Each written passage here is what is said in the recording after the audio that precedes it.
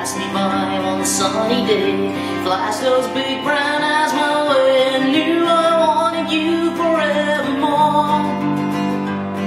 Now I'm not one that gets around, swear my feet stuck to the ground, and no, I never did meet you before. I said hello, Mary Lou, goodbye, sweet Mary Lou, I'm so in love with you. I knew, Mary Lou, we never part, so hello, Mary Lou, goodbye. In this lesson we take a look at Hello Mary Lou, as performed by Ricky Nelson, recorded back in 1961. This is really a fun song to play in my opinion. Also to sing, would be nice if someone would back me up there for some harmonies. However, he does it in the key of A. I was earlier, of course, capoed just to match it with my vocal range, and you should actually do the same if you want to, or if it fits, that is. But now I'm without it, he is without it, key of A it is. And from there you have chords 1, 4 and 5. A is of course 1, D major is 4, and E, E7 preferably, it's chord 5. It really acts really well when there's a dominant 7 in there. And there you have it, you would think. It's not necessarily the case, because a few more chords in the chorus, so pretty much immediately, because that's how the song starts. So what you have also there is a C sharp dominant 7, like so. So what I have is a C7 shape.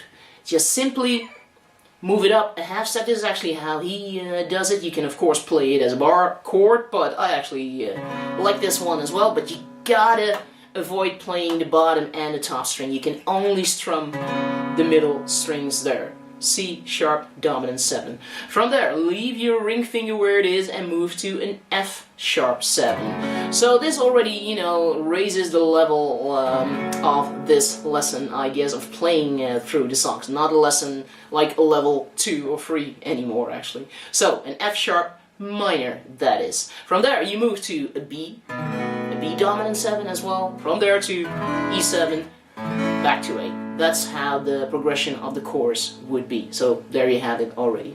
What I very much like with those chords is, especially for like A, is to have, you know, play it elsewhere, like here on the free notes of an A major bar chord it is actually. Or play an E dominant 7 also as a C7 shape. But now of course you can play the bottom and top string there. A big E7, I really like this bluesy dominant 7 sound in there.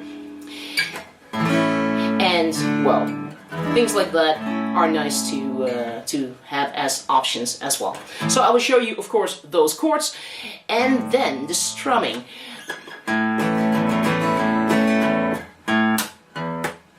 It is really nice to have some alternating bass notes in there. It really gives it its feel and its sound.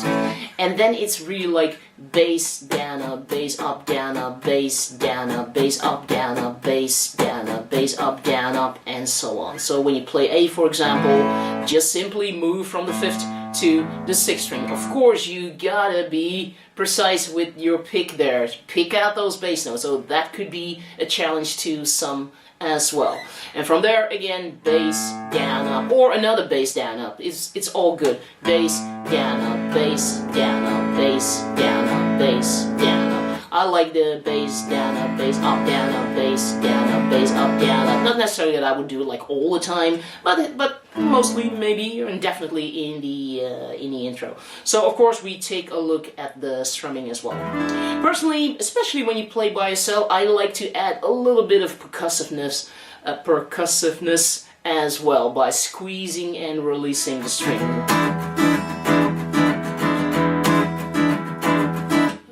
Stuff like that. So you really gotta play around with that, I believe. Okay, so that's a little thing you might want to work on to indeed create a little bit of variation and that it sounds a bit more interesting. So yes, bass notes, strumming, chords, all that, and we'll go through the progression of course, which you could have already seen if you ask me, and then from there you should have it. What else? Yeah, I think that is it. All this, and probably more, is going to be in this lesson. You can find it at totallyguitars.com, so if you want to learn more, need more details and such, then check it out over there.